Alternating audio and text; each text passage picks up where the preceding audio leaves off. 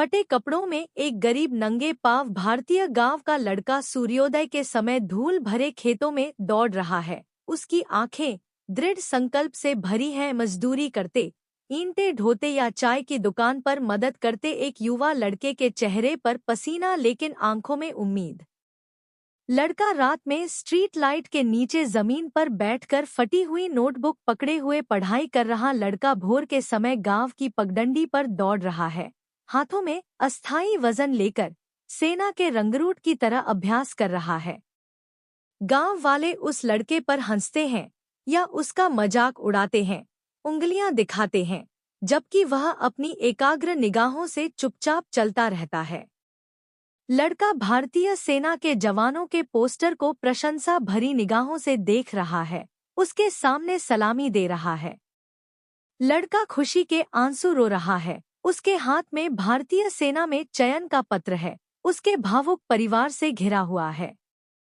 रमेश पहली बार भारतीय सेना की वर्दी में गर्व से खड़ा है, सलामी दे रहा है, उसके पीछे तिरंगा झंडा है।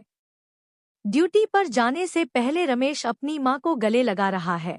दोनों भावुक हैं। पृष्ठभूमि में उसका साधारण मिट्टी का घर दिख रहा है। गांव से निकलता सेना का ट्रक। रमेश दृढ़ निश्चय के साथ पीछे की ओर देख रहा है। बच्चे अलविदा कह रहे हैं। रमेश अपनी सेना की टुकड़ी के साथ बर्फ से ढके पहाड़ों या जंगल की सीमा पर ट्रैकिंग कर रहा है। युद्ध के मैदान का एक तीव्र दृश्य। रमेश धुएं और विस्फोटों के बीच अपनी राइफल से गोली चला रहा है। रमेश की छाती में गोली लगी है, लेकिन वह अभी भी भारतीय ध्वज थामे खड़ा है, गिरने से इनकार कर रहा है। रमेश खून से लथपथ जमीन पर पड़ा है, भारतीय ध्वज को अपने सीने से लगाए हुए है, एक शांतिपूर्ण मुस्कान के साथ आसमान की ओर देख रहा है।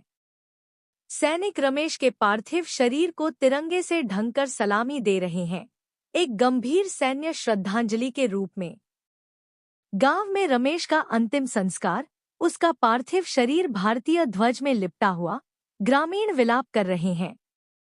बच्चों का एक समूह उसकी तस्वीर को सलामी दे रहा है, जिसमें से एक बच्चा भावुक होकर कह रहा है, मैं भी रमेश